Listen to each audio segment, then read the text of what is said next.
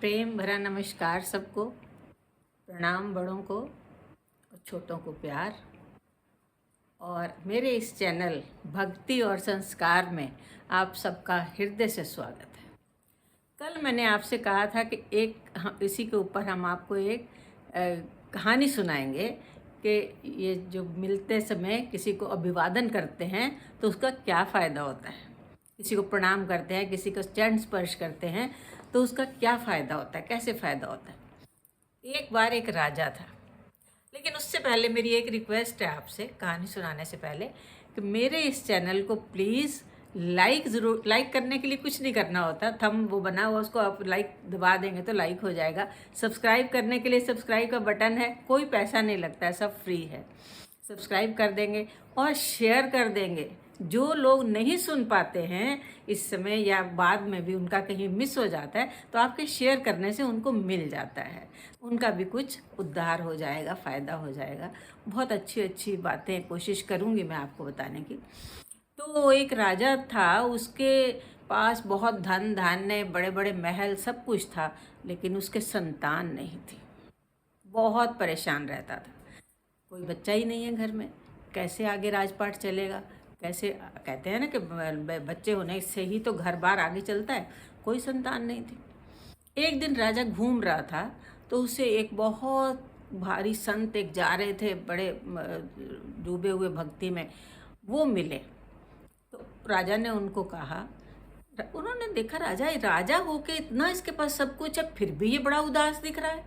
वह राजन क्यों इतने उदास हो, संत जी ने पूछा।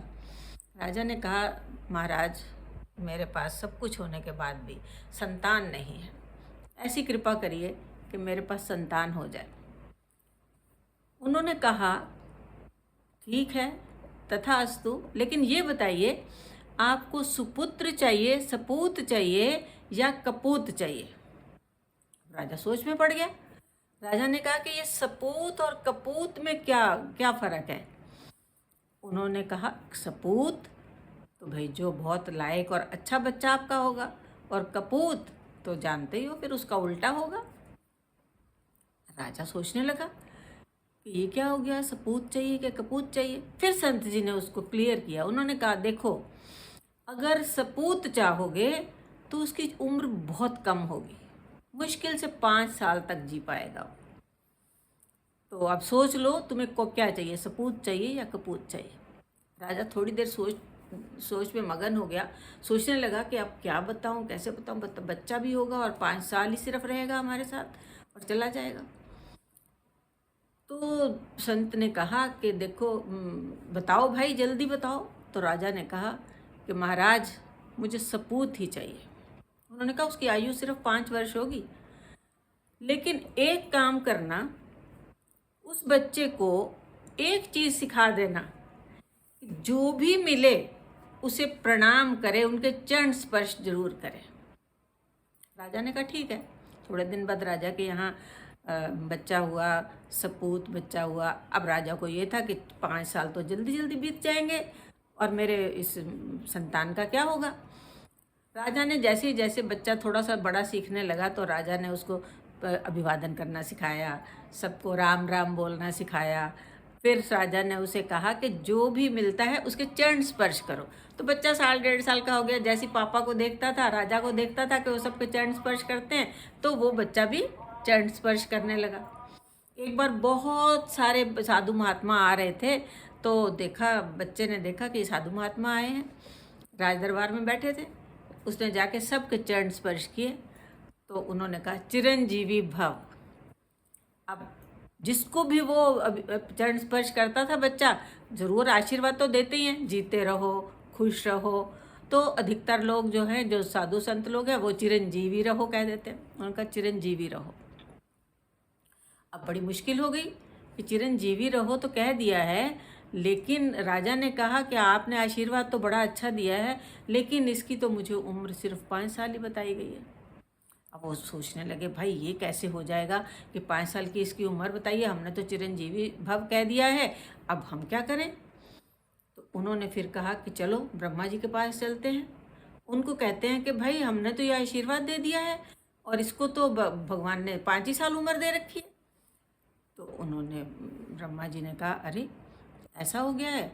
तो जैसे ही वो ब्रह्मा जी को उन्होंने ये बात बताई और ब्रह्मा जी ने भी वो भी सोच में पड़ गए। और बच्चा जो था वो कहते हैं कि वो वहाँ उस पहुँचा हुआ था, उसने उनको भी चरण स्पर्श कर दिया उन साधुओं के आने से पहले। तो उन्होंने भी कह दिया चिरंजीवी भव। अब उन्होंने कहा लो, अब हम साधु संतों ने कहा हम तो बच गए, अब ब्रह्मा जी के पाले में गेंद है। अब इन्होंने चिरंजीवी भव कह दिया है। जाके वो लोग संत लोग ब्रह्मा जी से मिले, भाई हमने कहा था तो अब आपने कह दिया तो अब आप जानिए, हम तो अलग हो गए। अब ब्रह्मा जी ने कहा अब क्या करें। अब उन्होंने कहा शिव जी के पास चलते हैं, शिव जी कुछ बताएंगे कि भाई क्या करना है, कैसे होगा ये, हमने तो ये आशीर्वाद दे दिया और आपने तो उसको 5 ही साल की उम्र बता रखी है। तो शिव जी जो थे उन्होंने जो है उस बच्चे को कहा कि भाई, कहा क्या, उन्होंने देखा कि भी ब्रह्मा जी ने भी आशीर्वाद दे दिया है, साधु संतों ने भी दे दिया है, अब मैं जो हूँ मेरे पास ये लोग आ गए हैं और मैंने तो उसको इतनी उम्र कह रखी है। तो पार्वती जी ने कहा महाराज, जब सब उसको चिरंजीवी भाव का आशीर्वाद दे चुके हैं, वो इतना संस्कारी बच्चा हो गया है और सबको पैर छू के प्रणाम कर रहा है, तो आप अपना, आप भी तो, आपको पूजा करता है घर में, जय हर हर महादेव बोलता है, उसको राजा ने सिखा रखा था, हर हर महादेव बोलता है, तो सारा दिन आप देखते हैं वो आपकी पूजा करता है। तो अचानक जैसे ही बात पार्वती जी कर रही थी तो शिव जी के मुंह से भी निकला चिरंजीवी भव। तो वो क्या हुआ, वो बच्चा, जब इतने आशीर्वाद मिल गए हैं तो वो 5 साल की उम्र थोड़ी रहेगी। तो किसका फल हुआ ये, एक अभिवादन करने का, जो हमारे बच्चों में ये संस्कार होना चाहिए, जो आजकल के बच्चों में नहीं है।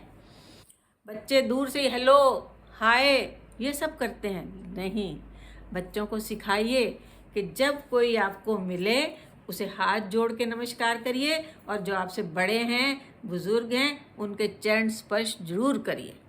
चरण स्पर्श करने की अलग ही महानता है, जो कि इस समय वर्तमान में बिल्कुल विलोप होती चली जा रही है।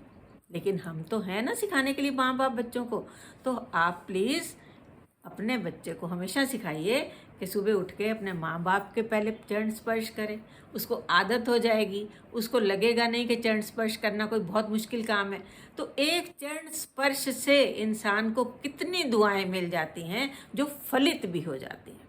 तो इसलिए मेरी आप लोगों से गुजारिश है, आप लोगों से हाथ जोड़ के मेरी प्रार्थना है कि बच्चों को आप ये संस्कार देना शुरू कर दीजिए, फिर देखिए आपके बच्चे कहाँ कितने महान बनते हैं।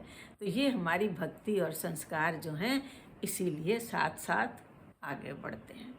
मैं फिर से एक बार कहूँगी कि इस चैनल को लाइक, शेयर और सब्सक्राइब ज़रूर करिएगा। बहुत बहुत धन्यवाद। कल फिर मिलेंगे एक नए टॉपिक के साथ।